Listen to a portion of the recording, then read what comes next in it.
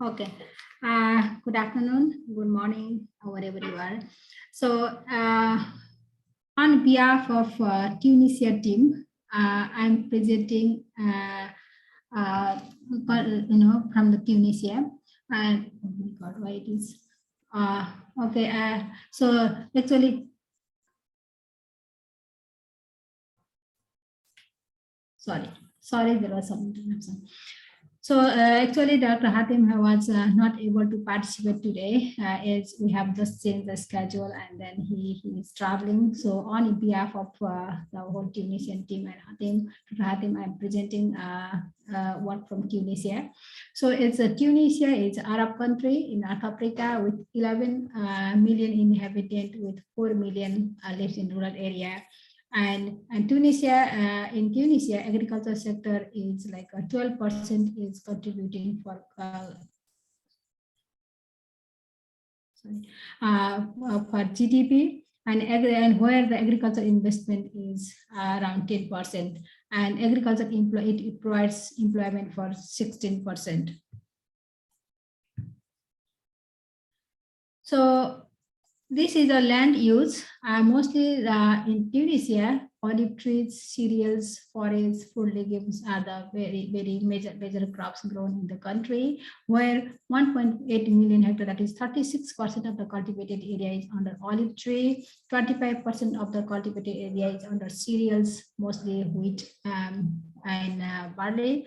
And similarly for forests, 6 to 9% of the cultivated area is under forests, and only 0.1 million hectare is covered by food legumes.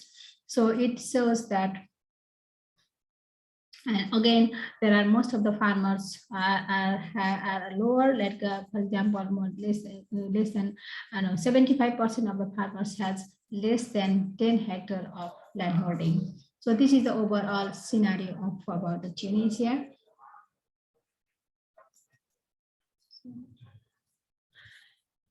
Again, as this project is mostly for crop livestock integration, so there is a dominance of crop livestock integration system under rainfed conditions. So generally, as I mentioned before, crops mainly cereals and olive trees with small area of forest, food legumes and food trees are very dominant. And under livestock, there are mainly sheep, goats and cattle are dominated. So most of the farming system in Tunisia are dominated by traditional subsistence agriculture and smallholder farms run by multi-general families. Livestock plays a key role and contribute a significant share to food security and income in the region. Smallholder farmers also considered as a livestock assets that can be easily converted into cash in dry areas. So sometimes like a livestock farming is characteristically interrelated with cropping systems, so weedy fallows, residues, and stubble grazing, and also for the woodlands and redlands. So this all gives the scenarios that even in some dry years, even grains are more straws are even more important than the grains.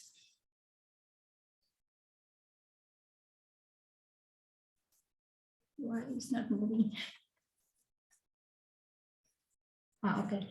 So there are key challenges and opportunities for crop livestock integrated system in the country. For example, soil degradation is previously mentioned in other countries too. Tunisia also has a huge land degradation problem.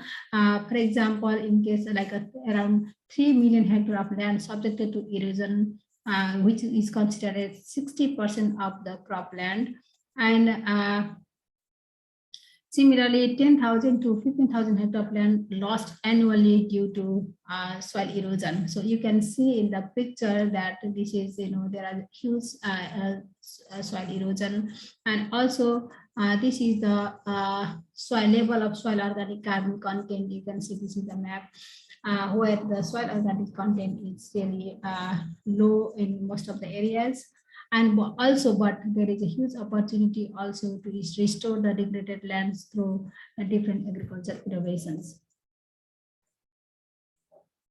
So this is the again another key challenge is water scarcity. You can see that in this graph there are different countries in Middle East and North African countries, and which is compared again with Australia, almost similar weather climatic condition, Italy and France. You can see that water resources are below threshold, like below 500 meter cube per hectare per inhabitant per year, and this is declining year after year. So you can see here in Tunisia, it is really very low water availability. And again, there is a huge opportunity to enhance water efficiency, whatever available in the country, for sustaining the agricultural production in the region.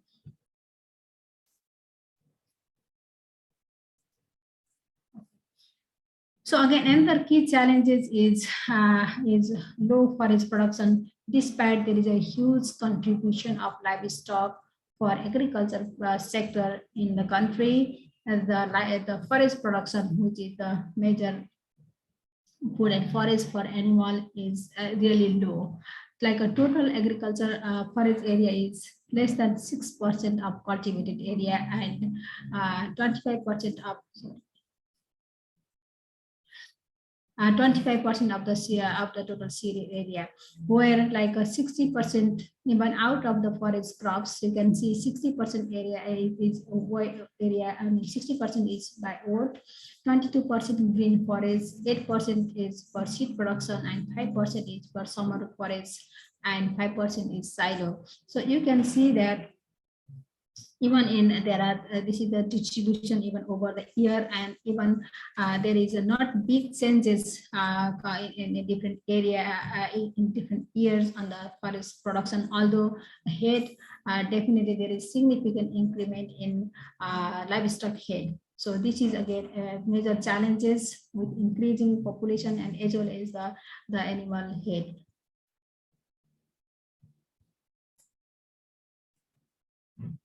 So with this project, to address those challenges, with this project, we have been implemented several innovations in the country.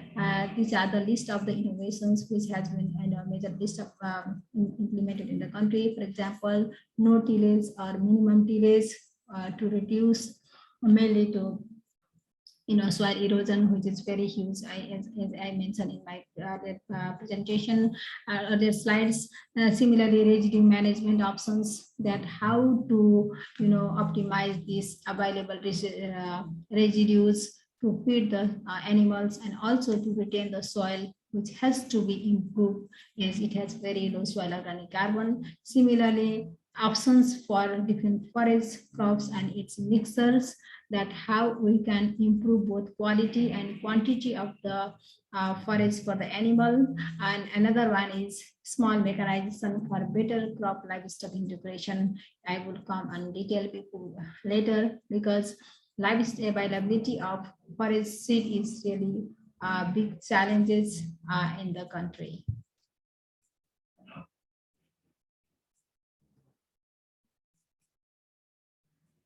So now I will focus more on some of the outcomes of the innovations that has been tested and evaluated in the country. Conservation agriculture to enhance. I don't know why it's moving. Conservation agriculture to enhance resource use efficiency while addressing farmer needs and constraints. You can see that during the project start of this project, the area under conservation agriculture was 477. Then it has been gradually increased in the country, and now it's more than 3,000 area under conservation agriculture, the project implemented side. So it seems like the innovation that has been tested even from the CLCA1, that farmer it has a good impact, not only in the result, but also farmers are farmers interest has been increased due to several options that this project has worked on directly in the ground, and also different scaling innovations has been implemented in the project sites. So, and this is another example that how different innovations has been helped to control the soil erosion. And for example, this is the x-axis, you can see the soil loss, and y-axis and x-axis are the different innovations. CT means conventional tillage, and CARR minus RR means conservation and no-till, but without retaining the crop residue. And CA plus RR means conservation, no tillage with retention of crop residue. So you can see that, soil loss is significantly reduced. Almost you can see very low soil loss from the conservation agriculture with residue retention. But in the same time, when we adopt a no tillage but do not retain any residue, soil loss is even higher than the conventional system. This is the big challenges in this mixed crop livestock system to improve the soil and also to feed the hungry livestock. So and so this gives indication that if we want to improve both soil and also to integrate livestock, there is a really need focus for how we can maximize those available crop residues, including while utilizing the available resources.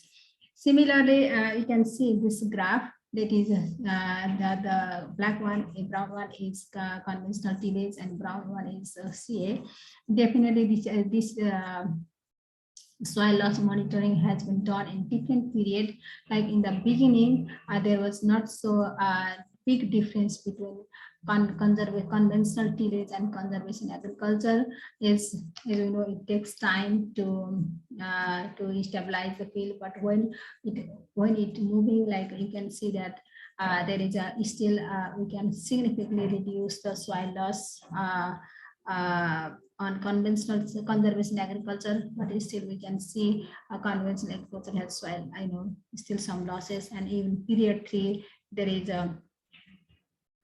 almost no loss from the conservation agriculture, but there is some loss also exist in the conventional system. So these are the experiment we have established to simulate the rainfall and to see how soil loss occurred different under different innovations.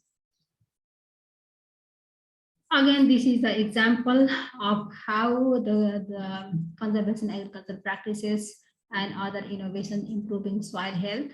You can see that there are 3 different crop rotation systems. Like one is conventional tillage, three tillage rotation. One is conventional tillage. Minimum tillage means only one tillage before seeding, and no till means completely no tillage. Directly sowing the seed and fertilizer, and there are 3 rotation system. Monocropping means continuous cereals. Biennial rotation, that is 2 years cereal and 1 year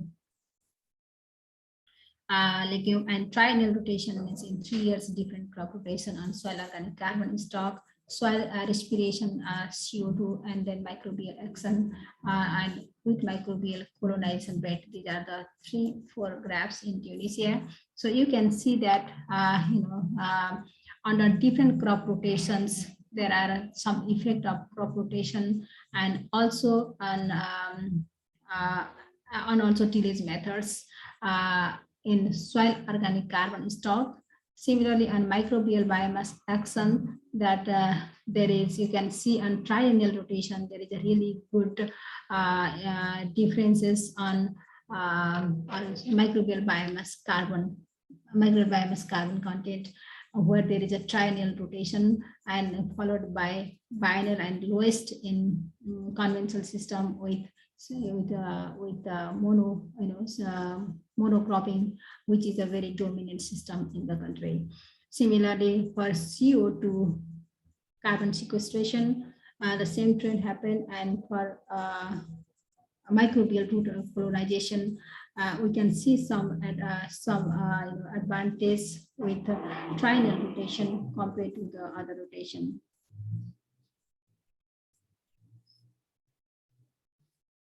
So this is the example of improving water usage efficiency. As we said, water use efficiency is one of the major tasks or challenges for this region. So this is the conservation agriculture, and this is the conventional system, and this is the daily monitoring of weekly monitoring of evapotranspiration. Daily water consumption, and you can see that this rate, that evapotranspiration is really low from the conventional system than in the conservation agriculture. Similar trend was in yield, water use efficiency in Durham, which is the conservation agriculture. We can see that almost 0.8 or 9%, 9 kg per meter cube of water use efficiency until Durham weight, and where we can see that water use efficiency and conventional system is low compared to conservation agriculture. Okay, you have maybe 1 or 2 more minutes, Mina. I know it's not your presentation, so it's a challenge. And what agricultural technology can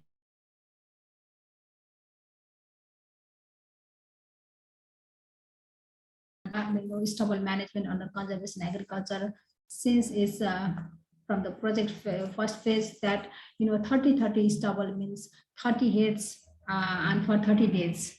Model, it worked very well. That some it has like a good indication that it when we graze 30 days with 30 heads, and it can allow us to keep 40% of the residue in the soil surface, and at the same time it helps to improve the health of the grazing lands. So this is the trade-off between stubble grazing and soil cover with residue, and this model has really worked well, and this is good options for adopting conservation agriculture. So again, another, as we said, there are the phase for enhancing crop rotation. So we have been tested different combinations of